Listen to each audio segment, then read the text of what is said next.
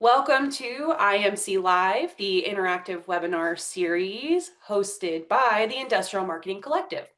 We're here to help you make connections, learn, and get results for your business. I'm Peyton, Marketing Director at the Industrial Marketing Agency Gorilla 76 and one of your IMC Live hosts. This week's topic is Google Ads. Search engines, I think we all know, are a very powerful tool that people turn to when they need something, often at the exact moment when they are ready to act. This makes platforms like Google a prime example of a demand capture channel where high intent users are actively seeking solutions. And by setting up a Google Ads campaign, like paid search campaign effectively, by targeting specific keywords and phrases that your ideal customers might be searching for, such as, say, you're a contract manufacturers near me, for example. You can position your business directly in front of them at that decision-making stage. So, hey, how nice is that? This approach not only captures existing market demand, but it maximizes the likelihood of converting those searchers into valuable leads instead of just relying on inbound organic search. That said, search engines are not the only place folks are querying anymore, thanks to the rise of tools like Gemini, ChatGPT, OpenAI, more. We're hearing about like a new tool every day, I feel like. These tools, which I've also been hearing more and more called answer engines, and people are using the phrase like AEO. I don't know if you guys have started to see that on LinkedIn at all, but they're not only affecting the way results show up on the search engine results page, the SERP, but they are affecting the way people just in general think to type things in, like prompting, asking questions. And so it's affecting the way people are researching products and solutions. So with that, I just want to introduce my partners in crime for today. Kevin McCleary, you know him, you love him. Hi, Kevin. What up? Kevin's our head of performance marketing, and we're really happy that he's here. And then we've got a new voice joining us, but he's been at Gorilla for a while now. This is the one, the only, Brandon Davis. Woo! Hi, everybody. Nice to meet you all. Yeah, Brandon's a performance marketer here, so we've got our crew. Kevin, hi again. I want to kick it over to you first. Broad strokes, how are you thinking about the bold new world we're walking into with paid search, everything that we love about it, Mhm. and AI, everything we know about it right now and are still learning? Yeah. It's super cool right now because I feel like we were just chatting about it. I think it's the first year where AI search answer engines, like it's becoming a real mainstream thing. It's not just the nerdy tech pioneers that are using these things every day. It's like you ask your parents, your grandparents, like they're probably using, if they have a smartphone, if they use the internet, they're probably using ChatGPT or some sort of AI engine. And it's exciting because it's going to open up a whole new world of opportunity for paid search ads eventually. It's not happening right now. Right now, Google is starting to roll out and test ads in their AI overviews, but those ads look pretty much identical to how their normal search ads look. Um, but none of the other LLMs are rolling out ads. OpenAI probably will eventually. They're starting to hire engineers from Google Search to explore possibilities for ads monetization. But all that to say, like the mechanics of setting up a paid search campaign are pretty much the same right now as they were a year ago. So we don't have much to update there on setting up a campaign, but what we do know is that search behavior is changing a lot. The way people are getting information from search engines and LLMs is changing, and that means that eventually the ads are going to look a lot different. We don't know exactly what they're going to look like right now, but we can start to make some predictions. We can start to prepare for how we should think about search a year from now and beyond, and not just stick with the playbook that's worked since Google Ads rolled out in the early 2000s. So, okay, what is it about like I think the way that we've been talking about paid search up to this point really is just like it's purely a demand capture channel. Like before we even jump into like okay, it's no longer just demand capture because AI is in the picture. Is there anything important that we need to clarify about demand capture and like I guess just uh foundational pieces that you think is important for folks to understand, Brandon or Kevin? I think it's more or less information based when it comes to what exactly you're looking for when you're doing these searches. So,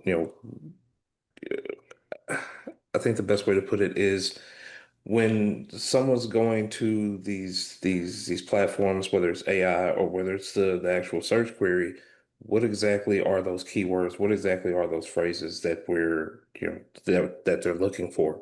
And how is it that, we as businesses or we as, marketers, how are we actually tapping into that same information? What do those search queries look like? What do um, you know, I guess Kevin, back me up here or help me out here. Yeah, yeah, I got you. So like, I think the standard playbook we've known is somebody searching for the exact keyword or the exact thing that they need and getting just a wall of blue text, right? Like, so that being traditional demand capture, like somebody needs a new pit cover, and they search pit cover, new pit cover, or whatever near me. And then they see a few ads, they decide which one they want to click on, and they fill out a form because they're like, oh, you can help me solve my problem getting a new pit cover. Well, now, so that's normal demand capture, but I think now as people search on LLMs, they might be searching the same thing, the same type of keyword, or they might be changing that keyword. They might be saying like, I, I'm having an issue with my pit cover, ChatGPT, what should I do? And ChatGPT is going to give you different answers, right? And they might not Right. immediately give you a link to an ad to click on, but they eventually will. So all that to say, it's like it's the demand capture. It's changing. I think the demand will still exist, but it won't be as simple as search one keyword, get one ad, click, go, boom. Yeah, right. It's gonna be a bit more of a conversation with the LLM.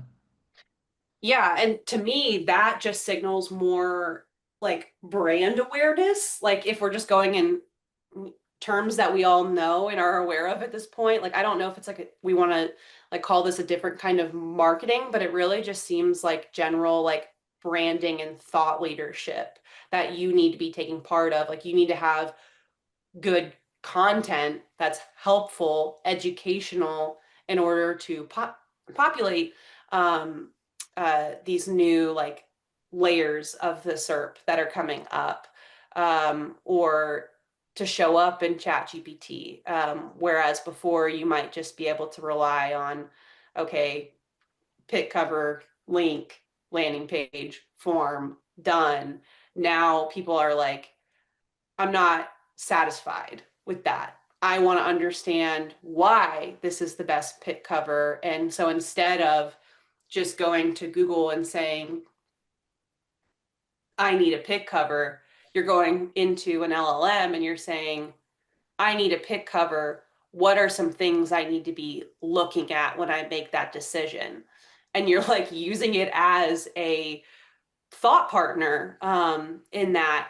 And a lot of folks are not only just going into like chat GPT, like basic, right? Where they're just like, but they've actually built their own custom GPTs that they've educated with like specific specs or like whatever that's important to like their business, and then they're asking that bot the questions about what pit cover they need or who they should select as their pipe manufacturer, or so like it's just taking it to a whole new level, where I think content is becoming more and more important.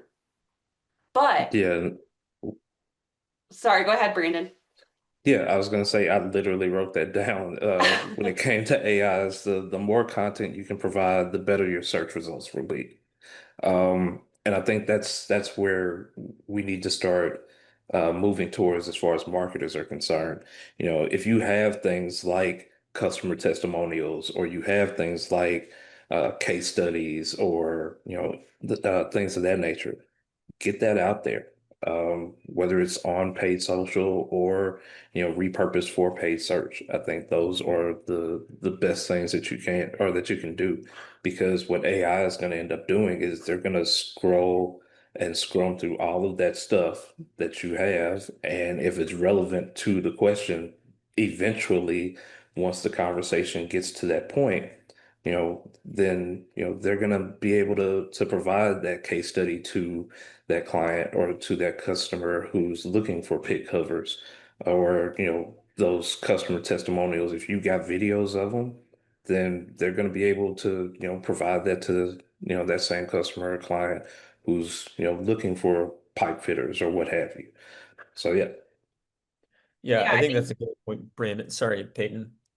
no, I was just gonna say like it goes to a point that Jennifer just made in the chat too. Well, she just said like kind of a search that you might see in an LLM, right? Is what Mhm. pit cover is best in X situation. So like Right. application based, industry based content. Um, all of that stuff is just great to have on your website ungated anyway. And LLMs will use it. So yeah, but Kevin, go ahead. I think that's a great point. I think that we are, even though we're not seeing most of these LLMs serve sponsored ads, what we do see in the way that they present organic results is the preview to how ads will look. Um, like they, as I mentioned That's before, really insightful. yeah, like I think they as I mentioned, like they don't, if you do a regular LLM search or like a structured prompt, most of the time the first result you get is not going to have any kind of link to to an outside site. Um, they often don't provide a link until you get further down the conversation with the LLM. Um, but I think like the way that at least I've seen links presented, it'll say like for example, that question, what pay covers best in X situation, you'll go through several different back and forth queries with the LLM, and then it'll eventually say, okay, I think I have an understanding of what you need, what your needs are. Like here's a list of companies, or here's a list of links that can actually provide something that may help you. And I think it'll probably still be that way. Like they'll probably still provide results in that way, but it won't all just be organic result links. Like to Brandon's point, you still want to have great content on your site, because the way that we don't really know how AI search optimization is working right now, we just sort of assume that it's the same as traditional SEO. And it kind of has been from what we've seen so far. Um, so it'll do that. It'll provide like an organic result, but within that result, there will probably be ads. And it may not be super obvious that they're ads either. Like it the your placement of ads on an LLM might be more of a hybrid between your actual paid search bid and your organic relevancy. We don't know. But I imagine they're not going to drastically change the mechanics of how the search is working and the value that they're providing to the actual user and disrupt that completely with a new ad experience. Yeah, I feel like the thing that is still definitely true is that ads still need to be written for people, and content still needs to be written for people. Humans, your ideal customers, you need to write it with them in mind first. Um, so it's like, yeah, people first content, and then as we learn more and more about AI, like you were saying, Kevin, earlier, we don't know what the future of ads is going to look like, but we are starting to see how AI responds to queries and questions. And so you can start to see maybe how we might cater some of our content to um, AI a little bit. But I think always human first, um, think about your customer first, and AI second, I guess, sort of thing. And the more and more that we do that, the more AI is going to continue to adjust and start to answer some of those same human-based questions uh, that we're putting out, or that that customers are putting in their queries. So the more that people start to do that, the more and more that people start to go into these LLMs and put in questions that they normally would put in Google.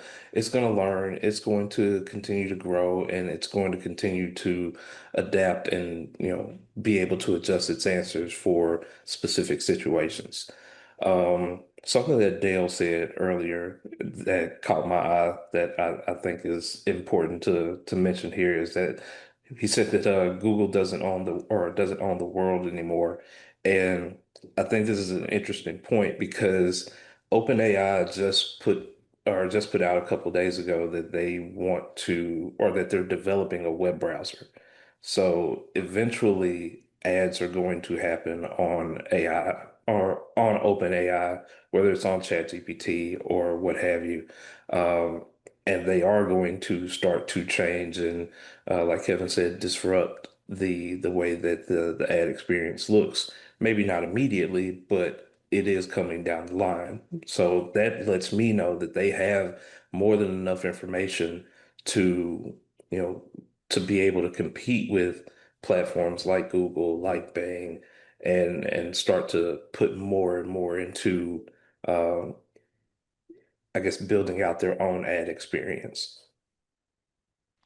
So maybe let's take this conversation in a bit more of a practical direction, because I feel like we are still very much observing and learning and watching. And so I'm curious of everyone that's here, if you can drop in the chat anything like else with AI that you've been observing. Feel free to drop it in the chat if we haven't mentioned it. Things that you're like that are like perking your ears up or anything like that. Um, but I want to ask y'all, when we're thinking about just implementing AI into paid search advertising, what are the different like roles and responsibilities that we need to be thinking about? Because I guess the way that we manage paid search campaigns here at Gorilla is we have a lot of people that work on them, but that's kind of like one of the tenets of our agency, one of the main tactics that we deploy. So we have like a strategy role, and then we have a performance marketing role, and then an ad copywriter role.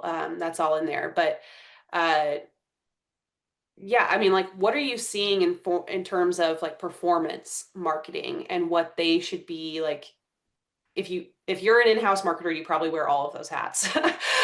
So kudos to you. But like, if you're trying just to optimize your campaigns, what are the things that you should be doing to have your ear to the ground with AI in your campaigns?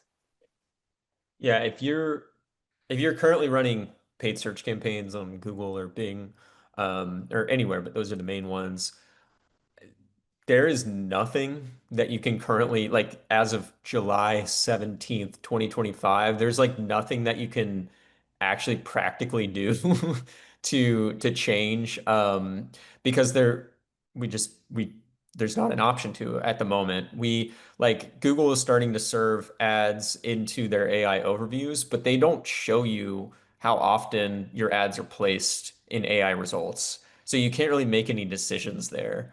Um, I'd say, you know, the way that their keywords work, like phrase match and broad match and everything, like if you have something at least at phrase match, it's likely going to pick up a lot of the same type of search behavior. If people's search behavior or keyword behavior is changing because they're using LLMs and they're even searching on Google differently, your phrase match is probably going to pick that up.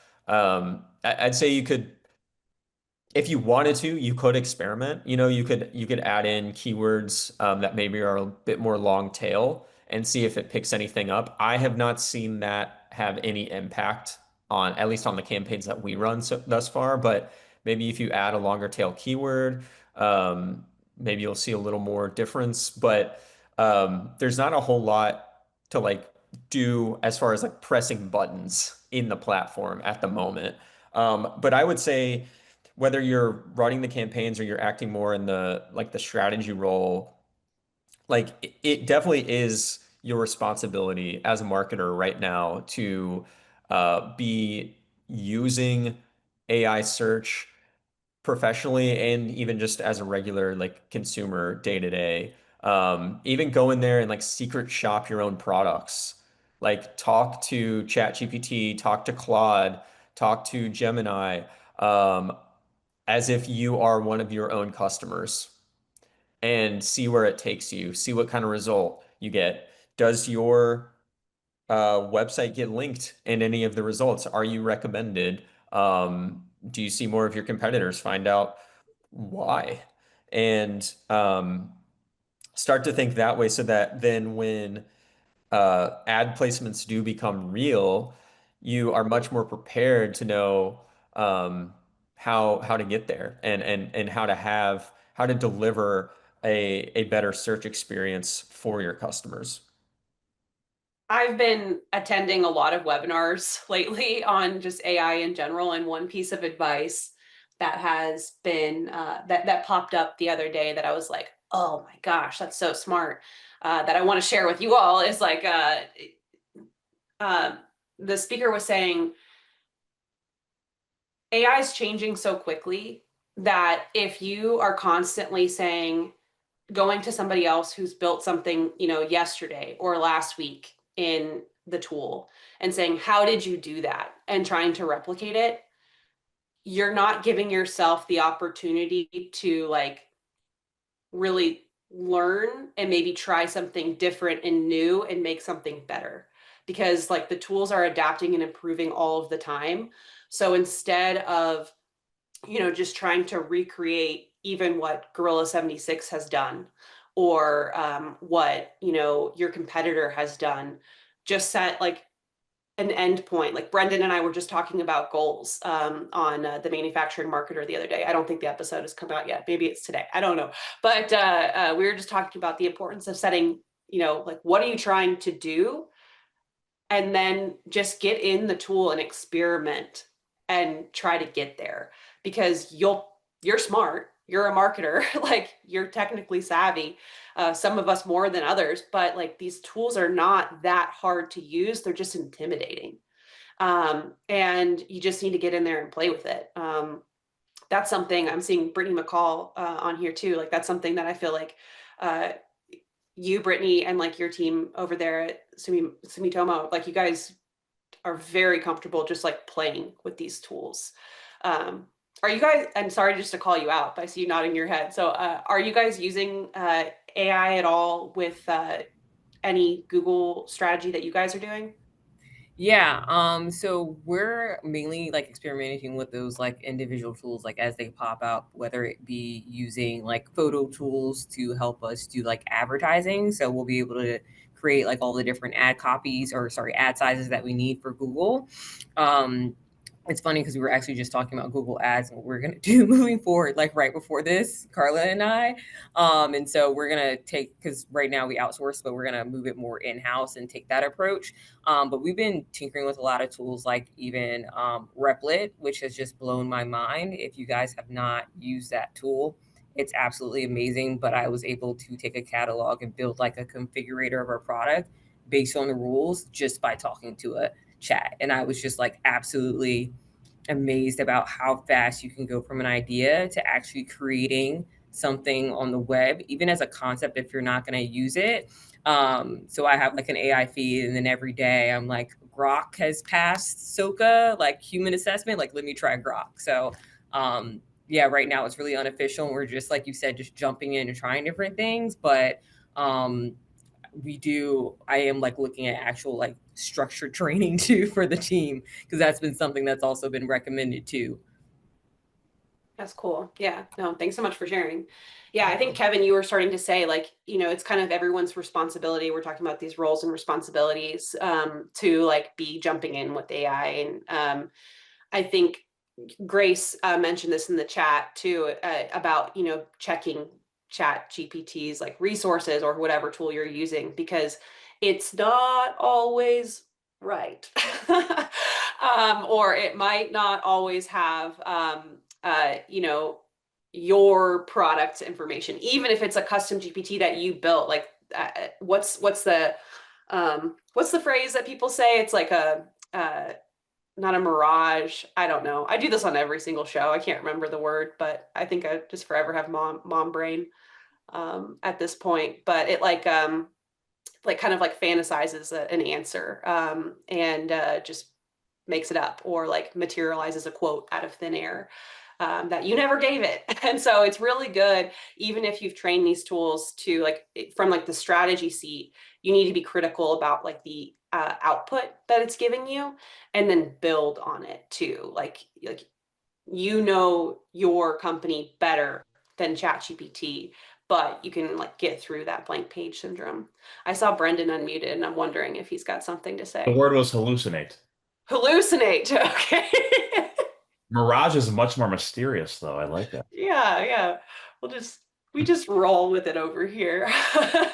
I think a mirage is when you ask it to make an image and it just sort of gives you like something vague. That's the So it mirage. hallucinates quotes, Yeah. mirages images. Yeah, we're creating a whole new world over here. Or at least Chat GPT is. I don't know. It's a wild one sometimes. The Wild West. Okay, cool. So awesome. What else do we want to talk about here? Oh my gosh, there's so many messages in the chat. What have I missed? Well, okay, I'm going to jump to a question while I kind of review this. Jumping back to just like kind of nuts and bolts demand capture paid search. We did have a question come up earlier from Kevin.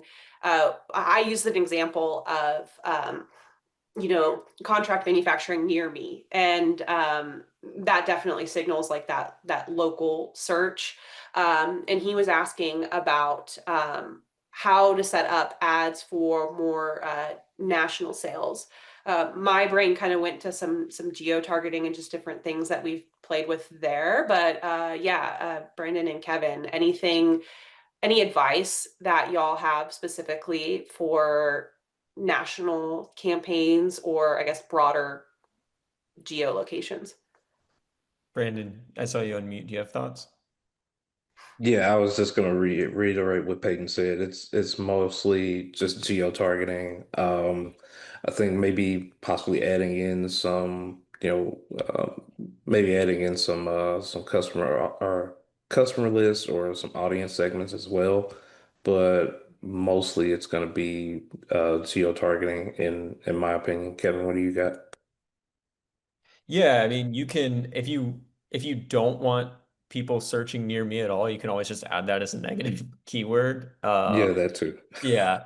But it the way somebody mentioned match types, had a question about match types too in the chat, and like the way that the match types work on Google now is like it's so different. Like phrase match is almost broad match now. Exact match is kind of like phrase match. So like no matter what, like if you run a geo-targeted national campaign and you're targeting just one specific keyword that does not include near me, you're probably still going to pick up near me searches. You probably like Google is just going to do that. That doesn't necessarily mean it's a bad thing, but because that person could actually be near you. But if you wanted to exclude it, I would just do near me, negative, broad match, uh, negatived out completely. So Yeah. I've seen that work pretty well. It's funny because with the change of the match types, um, you can almost use it to as like an Uno reverse card on Google. Like, okay, you're gonna make me broad match now. Well, I'm gonna broad match negative everything that I don't want. And now I will definitely not get those searches. So hopefully Yeah. that will help you. Yeah, the other thing that I've seen too, because I have some clients who are national, but also like have territories, and they might be distributing for certain um they might just have like restrictions. And we actually uploaded every zip code where like they are actually able to sell in, and we did it that way, to because they're bidding on some very competitive terms, and you want to make your budget go as far as it can. And sure, sometimes your customers may be in and out of that area, but they have a limited budget. And so that was just one way that we were like, okay, we want to go out like nationally, but not this half of Illinois. So, that's one way that we did that. Cool. Oh my gosh, I'm just trying to make it through this chat. You guys, I can't keep up today. We're just that interesting. That's all it is. I just saw the note Richard dropped where you said you turned off Google Ads and your overall traffic went down, but it feels like your lead quality has gone up or your traffic quality has gone up, because you're seeing more organic results. I think that's super cool and insightful and representative of the shift that's happening now. And I think I with seeing organic results improve that much for you, and as a like you said, as a smaller company, you feel like you have more of like a seat at the table at this time. You're getting more traffic. I think it's cool. It's like that's how it was on the early days of Google. And I think if ads roll out on ChatGPT, they'll still want to maintain that momentum, and it'll be like the second golden age of search ads. So I think that's one big reason why we're even talking about this right now, because it's gonna be an opportunity when they figure out how to get these ads into AI results the proper way. You want to jump on it early because when Google Ads first rolled out, it was like 5 cents a click, Uh-huh. everything. Now, you have search terms that are like $50 or more. So yeah, just keep an ear out. Like keep testing, keep trying to figure this out because there will be a definitely like a first mover advantage. So thank you for sharing that. Yeah, Richard, you in particular, Acromat, like you guys have a lot of great content. Like and then beyond that, you've been doing a lot of, I think, social listening too, like that dark web kind of stuff. So I think like you're in a spot in particular to really thrive because you've been investing so much in content and really understanding your customer and creating helpful things and talking about like what they um something that is not necessarily sexy, which is a floor mat. Sorry if I'm like underselling it here, but like something that's very it can make a huge difference in like the life of an employee on your floor, and like talking to that, not just like specs about your mat. So anyway, definitely follow Acromat on the socials if you guys don't already. He's a great example. Um, cool, man. I just keep getting sucked into this chat. Thank you everyone for commiserating with me on the mom brain thing. Cool. Well, I know we're getting close to time here. One more question just came in. Do you think trust in AI results will go down once paid search becomes part of it? Ooh, that's from Bean. I do a little bit. I mean, I think anytime you see sponsored by or promoted next to something, you've got like an extra hill to climb with your content. And that's why organic is really, really important to have alongside paid. Um, Kevin, what do you think? Yes, but people are not going to stop using it. Um, Right. it's funny, like I was thinking about any like search or any platform, like a paid social platform, TikTok especially recently, like or LinkedIn even. Let's say LinkedIn, like remember when LinkedIn had no ads? There were no ads on LinkedIn. It was just like straight content. And now there's a gazillion ads. We're all still using it. We're all still clicking on ads. So yes, it will. And I mean, look at Google right now, like 25 years into their run, people probably trust it less now than they did in 2004. But God, people are still using it. And I think people talk a big game on that too, but then they still end up their actions say differently. That's just what I've seen in the data and sort of the gut feeling. I don't know. Brandon, do you have any thoughts? Yeah. Yeah. I mean, there's a reason why Google is used around what 90% of the time, or 90% of the world uses Google for some sort of search. Um, I think that when it comes, when AI's time comes, I think it will, I think it'll be fine. I'm not going to necessarily say that it will go down. I mean, like you said, people are still going to use it. People are going to find more ways to use it. Um, one of my buddies, and this is completely off topic, but one of my buddies actually uses it he works in finance and he uses it when it comes to, stocks and kind of tracking different stocks that he's, looking at, which I never thought you could do. And I never thought about, possibly, using it in that sense. But people are going to continuously find different ways to use it, whether it's for personal use or whether it's for professional use. It's it's just here. It's here to stay. Like there's no way that it's gonna go anywhere. Um, like Brittany said earlier, like there are tons of different tools that you can use and that you can implement into your repertoire. Like I'm gonna go look at Replit after we get off of this because the way that she kind of explained it, being able to take an idea and or take an idea and just build it out within minutes. Like I thought about this earlier when we were talking about it. Like that's gonna start to shorten a lot of sales cycles in that process too, because the more that we start to use it, the more that we start to um, kind of build different or build our own GPTs, like we were saying earlier, the more comfortable we're going to get with it. And the more comfortable you get with something, the more that you're able to actually start, utilizing it more often.